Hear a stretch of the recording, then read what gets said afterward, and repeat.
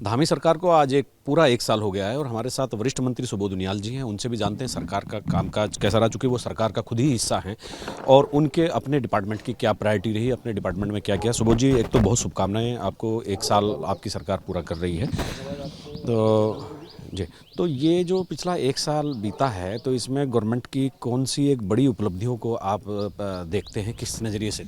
देखिए, अगर आप देखेंगे तो हमारी सरकार अंत्योदय की भावना के साथ काम कर रही है और लगातार सरकार का, चाहे पिछली सरकार में रहा, वो प्रयास ये रहा कि किस तरह हम अंतिम व्यक्ति को ये एहसास कराए कि सरकार उनके साथ दोस्ताना है। आदरणीय प्रधानमंत्री जी ने एक बहुत बड़ी महत्वाकांक्षी योजना पूरे देश में लॉन्च की थी, जो आयुष्मान योजना, जिसमें देश के सारे गरीब परिवारों को एक स्वास्थ्य कवच दिया गया था। हमारा राज्य उन चुनिंदा राज्यों में से है जिन्होंने अपने राज्य के हर नागरिक को अटल आयुष्मान योजना ला करके उसको भी स्वास्थ्य का एक कवच देने का काम किया, जिसमें केवल आयकर दाताओं को बाहर किया गया है।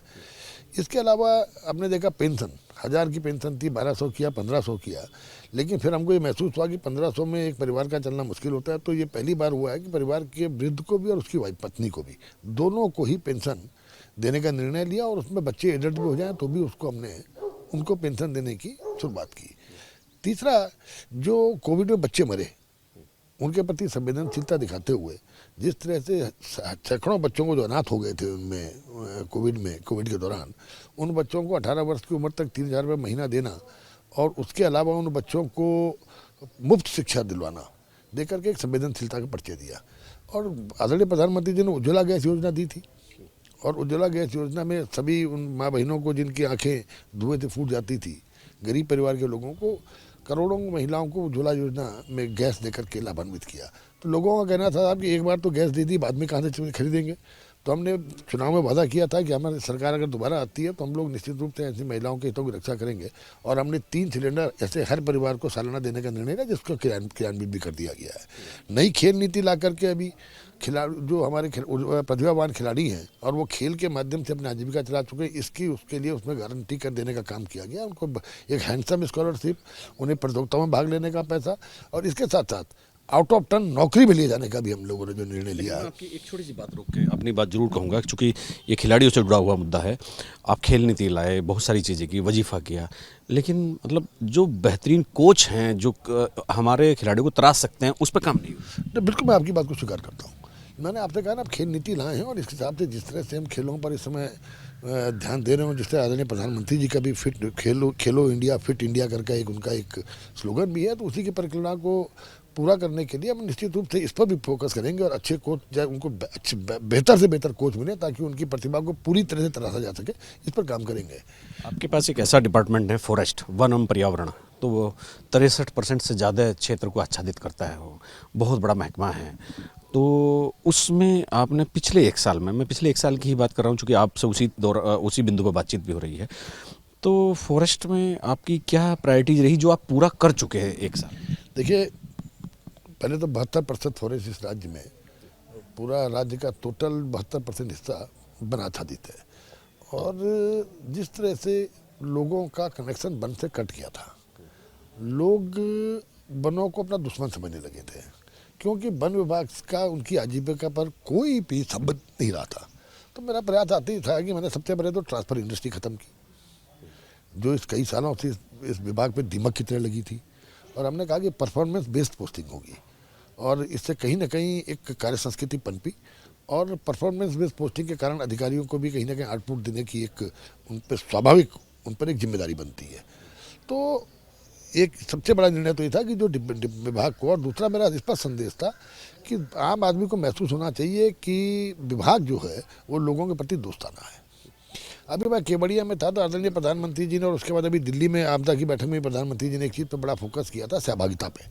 जन सहभागिता से ही इन चीज़ों से लड़ा जाए। तो मुझे खुशी थी कि मैंने वहाँ पर बताया भाई कि हम फॉरेस्ट फायर बहुत बड़ा एक यहाँ पर एक समस्या है। वनाग्नि से हर वर्ष हजारों हेक्टेयर ज़मीन बर्बाद हो जाती है, तो हमने वनाग्नि को बहुत प्रमुखता में लिया और वनाग्नि को रोकने के लिए पहली बार हम लोगों ने जन सहभागिता के साथ एक हर गांव में फॉरेस्ट फायर मैनेजमेंट कमेटी बनाने का निर्णय लिया और पहले फेज में हमने उन गांवों को आइडेंटिफाई किया जिन गांवों में आग लगने के केसेस ज़्यादा होते हैं और ऐसे 432 गांवों में हमने ग्राम प्रधान की अध्यक्षता में फॉरेस्ट फायर मैनेजमेंट कमेटी बना दी है और उसमें वन पंचायत का सरपंच, युवक मंगल दल का अध्यक्ष, महिला मंगल दल का अध्यक्ष और राजस्व और वन विभाग के कर्मचारी उसके सदस्य रहेंगे और 40,000 रुपया इंसेंटिव्स देने का निर्णय लिया। इसके अलावा आग बुझाने में जब जिनका सहयोग रहेगा, राज्य स्तर पर ऐसे लोगों को हमने राज्य स्तरीय पुरस्कार देने का भी निर्णय लिया है, ताकि ऐसे लोग, इससे लोगों का उत्साह बढ़े और आम आदमी की सहभागिता बढ़े। दूसरा, पहली बार वनाग्नि को रोकने के लिए जिलाधिकारी की अध्यक्षता में जिलों में हमने कमेटियां बनाई और पहली बार ही आपदा प्रबंधन मद से भी पैसा हम वनाग्नि रोकने के लिए हमें मिला, जिससे क्योंकि सरकार से पैसा आते आते काफ़ी औपचारिकताएँ होती है, टाइम लग जाता है। आपदा प्रबंधन से तत्काल पैसा उपलब्ध हुआ तो कहीं ना कहीं इस पर एक अंकुश लगाने में हमें सफलता मिली। तीसरा, हमने पहाड़ों में रेन वाटर हार्वेस्टिंग टैंक बनाने का बहुत महत्वपूर्ण निर्णय लिया, ताकि इन टैंकों के माध्यम से जब ज़मीन में जब टैंक बनेगा तो कहीं ना कहीं ज़मीन की नमी की क्षमता बढ़ेगी और जब मॉइस्चर लेवल बढ़ेगा तो आग के फैलने की गति रुकेगी। हम टेक्नोलॉजी का प्रयोग तो कर रहे हैं, लेकिन टेक्नोलॉजी के साथ साथ परंपरागत जो चीज़ जन सहभागिता, जिससे पहले लोग आग बुझाया करते थे, उसको भी हमने इन्वॉल्व करने का प्रयास किया। इसके अलावा वन पंचायत, 11,000 से ज़्यादा वन पंचायत हमारे राज्य में है और ये सब डिफंग थी। ऐसे में वन पंचायतों को कैसे एक्टिवेट किया जाए और कैसे 11,000 पंचायतों से जुड़े 25 लाख लोगों की आजीविका से इसको जोड़ा जाए, ताकि उनको वनों के प्रति एक अटैचमेंट उनके अंदर आए। तो हम लोगों ने वन पंचायत एक्ट में बहुत बड़ा हम अमेंडमेंट करने जा रहे हैं, जिसमें कम से कम पिछले 1 साल में हमने जिला प्रशासन से, कमिश्नर से, शासन स्तर पर 15-16 मीटिंग्स करके इसका मसौदा पूरा तैयार कर लिया। ये मान लिया जाए कि ये अगले साल का आपका लक्ष्य है? अगले साल का लक्ष्य नहीं, ऑलमोस्ट पूरा होने को है। और इसमें हमारा यह था कि हमने फलदार पेड़ लगाना अलाउ किया और इसके अलावा आप जड़ी बूटियां भी उसमें लगा सकते हैं वन पंचायतों में और इनका दोहन करके इनका व्यापार भी कर सकते हैं, ताकि लोगों की आजीविका से जुड़े और लोगों को वनों के से जब उनकी आजीविका जुड़ेगी तो वनों को बचाना पूर्व की भांति वो अपनी जिम्मेदारी समझेंगे। उसके अलावा आपने देखा है कि एक बहुत बड़ी समस्या यहाँ पर उसकी है कि लोगों के अपने ज़मीन पर पेड़ होते हैं, लेकिन उसको कटाने के लिए उन्हें वन विभाग के चक्कर लगाने पड़ते हैं।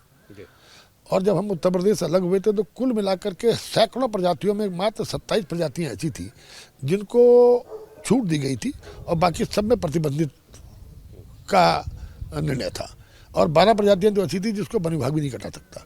एक आमूल चूल परिवर्तन करके हमने ट्री प्रोटेक्शन एक्ट में संशोधन करके मात्र 29 प्रजातियों को प्रतिबंधित रखा है और बाकी सबको एग्जम्प्ट कर दिया, ताकि लोगों को वन विभाग के अधिकारियों को चक्कर लगाने पड़े और लोगों के अंदर जो एग्रो हमारा फॉरेस्ट्री है, जो एग्रो फॉरेस्ट्री से जिस तरह से आप रोजगार की संभावनाएं उपलब्ध कर सकते हैं, उसको और बलवती बनाने का एक काम किया है और मैं समझता हूँ ये आगे जाकर के बहुत बड़ी एक क्रांति उत्तराखंड में लाएगा। उनियाल जी, एक चीज़ और आप बता दीजिए, चूँकि कोई भी व्यक्ति हो अचीवमेंट के साथ साथ टारगेट भी एक तय कर लेता है कि आने वाले दिनों में मुझे इन 2-3 चीज़ों पर काम करना है, 4 पर, 5 पर, या एक भी हो सकती है, होने को तो कोई संख्या का तो कोई मेल नहीं है। तो निकट भविष्य में, यानी मैं अगर ऐसे भी कहूँ कि इस साल में आप क्या बड़ी चीज़ें करने जा रहे हैं? देखिए, हमारा एक तो निकट नहीं, हमारा क्योंकि सरकार का कुल ये है कि 5 वर्षों में वनाग्नि को रोकने की एक दीर्घकालीन नीति बनाकर इसको शुरुआती समय पर ही किसे डिफ्यूज कर दिया जाए, इस पर हम काम कर रहे हैं। दूसरा, वन पंचायतों को किस तरह और सुदृढ़ करके ग्रामीण क्षेत्रों के लोगों की आजीविका बढ़ाई जा सके।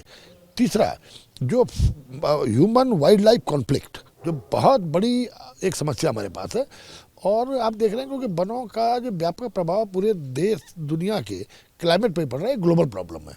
वाटर लेवल खत्म हो रहा है, वाटर कंजर्वेशन की हम लोगों की प्राथमिकता है। इसके साथ साथ क्लाइमेटिकल चेंजेस आप देख रहे हैं, पता नहीं चलता मौसम कब क्या बदल जाए। तो इन सब को रोकने के लिए आज ज़रूरी है कि हम लोगों को फॉरेस्ट के प्रति दोस्ताना बनाएं और वो तभी बनेगा जब हमारे विभाग की नीतियां दोस्ताना होगी। तो हम लगातार रिफॉर्म्स पे काम कर रहे हैं कि किस तरह से रिफॉर्म्स करके वन विभाग को ये लगे कि दोस्ताना है। इसी को देखते हुए फॉरेस्ट फायर कॉन्फ्लिक्ट को रोकने के लिए हम लोगों का प्रयास ये है कि मैंने आपसे बताया कि पहली बार पिछले विगत वर्ष भी हमने हरेला में फलदार पेड़ 50% फलदार पेड़ लगाना अनिवार्य का जो पहली बार हुआ और अब हम वनों में भी फलदार पेड़ लगाने की शुरुआत कर रहे हैं, जो दीर्घकालीन, जो आपने बताया कि बहुत बड़ा परिवर्तन लाएगी। क्योंकि जो छोटा जानवर जिसका खाना वनों के एक अनमोल फल हुआ करते थे, जब जंगलों में ये पेड़ खत्म हो गए तो आखिर वो आबादी की तरफ भागा और जब वो आबादी की तरफ गया तो बड़े जानवर का वो खाना था। जब बड़े जानवर का खाना उसको जंगल में नहीं मिला, वो भी आबादी की तरफ भागा, जीवन चक्र बिगड़ गया। जीवन चक्र बिगड़ गया तो हम जंगलों में किससे छोटे जानवर को रोककर बड़े जानवरों का आहार भी उपलब्ध हो और छोटे जानवर को फल कंदमूल फल उपलब्ध हो, इसको एक बहुत प्राथमिकता के आधार पर इसको करने जा रहे हैं, ताकि ह्यूमन वाइल्ड लाइफ कॉन्फ्लिक्ट जिसमें जान माल की हानि भी होती है और जानवरों का नुकसान भी होता है। तमाम प्रजातियाँ ऐसी हैं जानवरों में जो लुप्त प्राय हो रही हैं, तो उनको भी रोकना है और जान माल की हानि भी रोकनी है। इसको लेकर के बहुत काम करने का है। इसके साथ साथ देखिए, भारत सरकार में हम जा करके मैंने बड़ा निवेदन किया और हम उसको लगातार फोकस कर रहे हैं। भारत सरकार केंद्र की योजनाओं में, जब केंद्र की कोई योजना यहाँ पर बनती है तो अगर उसके लिए ज़मीन की आवश्यकता होती है तो उसमें प्राविधान ये है कि उतनी ही डिग्रेडेड लैंड पे अगर आप प्लांटेशन करेंगे तो वो हो जाएगा, लेकिन राज्य सरकार की योजनाओं पर उतनी ही ज़मीन वन विभाग को देनी पड़ती है। तो मैंने भारत सरकार से अनुरोध किया कि हम विकसित राज्य, हम डेवलपिंग स्टेट हैं, नई स्टेट हैं, आगे बढ़ रही हैं, हमें तमाम अवस्थापना सुविधाएं देनी हैं और इसके लिए आवश्यक है कि हम कहीं ना कहीं सेंटर की योजनाओं के लिए जो प्राविधान है वही राज्य सेक्टर की योजनाओं के लिए प्राविधान किया जाए, ताकि हम पे ज़मीन भी उपलब्ध रहे और लैंड बैंक के माध्यम से अपनी अवस्थापना सुविधाओं को आगे बढ़ाने में सफल हो पाए। इसके अलावा तकनीकी शिक्षा, देखिए आज टेक्नोलॉजी का बहुत बड़ा महत्व है। वो फॉरेस्ट में भी आपको आग रोकनी हो, ह्यूमन वाइल्ड लाइफ कॉन्फ्लिक्ट रोकना हो, इस सब के लिए टेक्नोलॉजी की आवश्यकता है। लेकिन मैंने देखा कि तकनीकी शिक्षा में यहाँ पर जितने विभाग थे, जितने ब्रांच चल रही थी, बरसों से बाबा आदम के ज़माने से वही परंपरा चली आ रही थी। तो हमने आने के बाद एक तो नई 10 स्ट्रीम्स प्रारंभ की जो आज के समय की आवश्यकता है। Artificial intelligence, robotic engineering, gaming and animation, इसके अलावा डेटाबेस इंजीनियरिंग, आपका civil and environment, civil and architectural engineering, तो तमाम तरह की 10 स्ट्रीम्स हमने नई शुरू की हैं ताकि बच्चे लेटेस्ट टेक्नोलॉजी से लेस भी हों और हमारा इन बच्चों को अगर रोज़गार सरकारी न भी मिल पाए तो स्वरोजगार के माध्यम से ही आगे बढ़ें। इसके अलावा बच्चों का प्लेसमेंट, हमने बनने के बाद ही मैंने स्वयं जो लेबर और एम्प्लॉयमेंट मिनिस्टर हैं उनको साथ लेकर के इस राज्य के सारे इंडस्ट्रिस्ट जो हैं उनके चेयरमैन और उनके डायरेक्टर एचआर से करीबन 7 घंटा हम लोगों ने मैराथन बैठक की और ये तय हुआ कि अल्टीमेटली ये निकला कि डिमांड बेस्ड हम कोर्स पढ़ाएं, ताकि जैसी डिमांड इंडस्ट्रीज की होगी वैसे बच्चों को हम निकालें। तो इसको लेकर मंथन हुआ और हम उसी तरह से आगे बढ़ रहे हैं। तीसरा, पॉलिटेक्निक तो हमने खोला हुए हैं, सुविधाएँ नहीं हैं, स्मार्ट क्लासेज नहीं है, डिजिटल फैकल्टी भी बड़ी इशू है, बड़ा इशू है।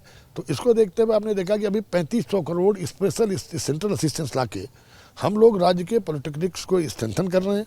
इस पर काम प्रारंभ हो गया है और लगातार हर पॉलिटेक्निक को डिजिटल क्लासेज, स्मार्ट रूम्स, उनको बेहतर लैब और बच्चों के लिए सर्वांगीण विकास के लिए खेल, हमने मिनी स्टेडियम भी पॉलिटेक्निक से बना रहे हैं ताकि बच्चा ओवरऑल पर्सनालिटी डेवलपमेंट हो।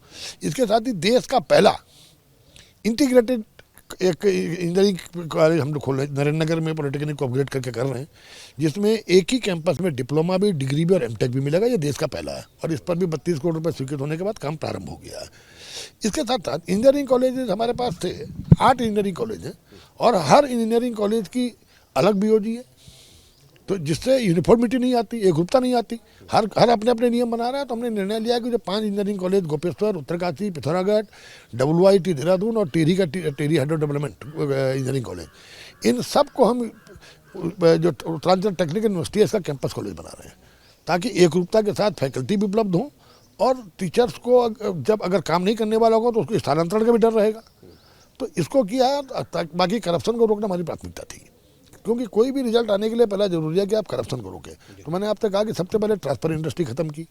ट्रांसफर इंडस्ट्री खत्म करने के बाद पहली बार वन विभाग में PCCF रैंक के अधिकारी को निलंबित करने का काम हुआ। IFS ऑफिसर जेल के अंदर बंद हैं, रेंज ऑफिसर जेल में बंद हैं और अभी कहीं और जाएंगे। तो ये एक माहौल बनाने की कोशिश की कि करप्शन को कतई बर्दाश्त नहीं किया जाएगा। इसी तरह टेक्निकल एजुकेशन में गुरदौड़ी इंजीनियरिंग कॉलेज में जो एक SIT बैठी हुई है काफ़ी सालों से और जो लोग इन अनियमितताओं में शामिल थे अपना प्रमोशन पा रहे थे, तो वहाँ के रजिस्ट्रार को टर्मिनेट करना और उसके बाद ये निर्णय लेना कि एडोकिज्म नहीं चलेगा। सारे कॉलेजों में डायरेक्टर के लिए रेगुलर डायरेक्टर के रिक्रूटमेंट की व्यवस्था शुरू करना। 3 जगह आपके हो चुके हैं और धीरे धीरे हम सबको कर लेंगे। तो ये कुल मिलाकर के ये है कि आज रिफॉर्म्स का समय है।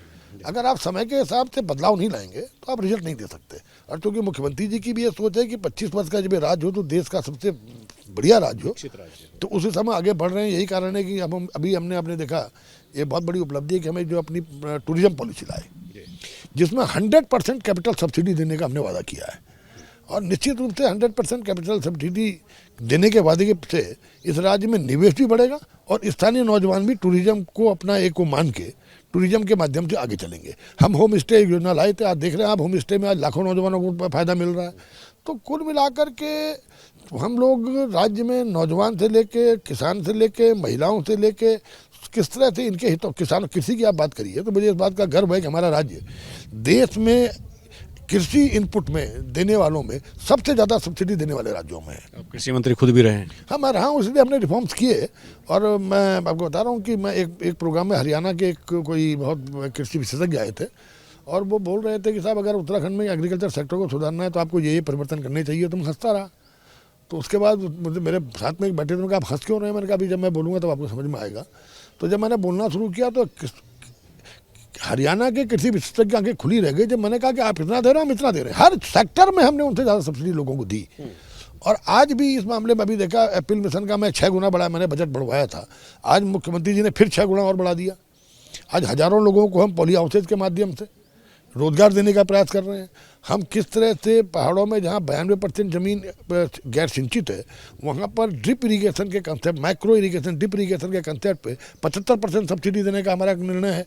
तो इससे कहीं ना कहीं एग्रीकल्चर सेक्टर सुधरेगा। और इस राज्य में 2 ही चीज़ें हैं, एग्रीकल्चर सेक्टर और टूरिज्म सेक्टर, जो यहाँ पर पलायन भी रोकेगा और जो यहाँ के लोगों को रोजगार भी देगा। इस पर हम लोगों का बड़ा फोकस है। बहुत शुभकामनाएं और आपका धन्यवाद एबीपी गंगा को समय देने के लिए। मेरे साथ थे वरिष्ठ मंत्री सुबोध उनियाल जी। उन्होंने बताया कि 1 साल में क्या किया और आगे के लक्ष्य भी उन्होंने बता दिए हैं। अपने सहयोगी कैमरामैन क्रिस्टोफर लॉरेंस के साथ एबीपी गंगा के लिए अजीत सिंह राठी।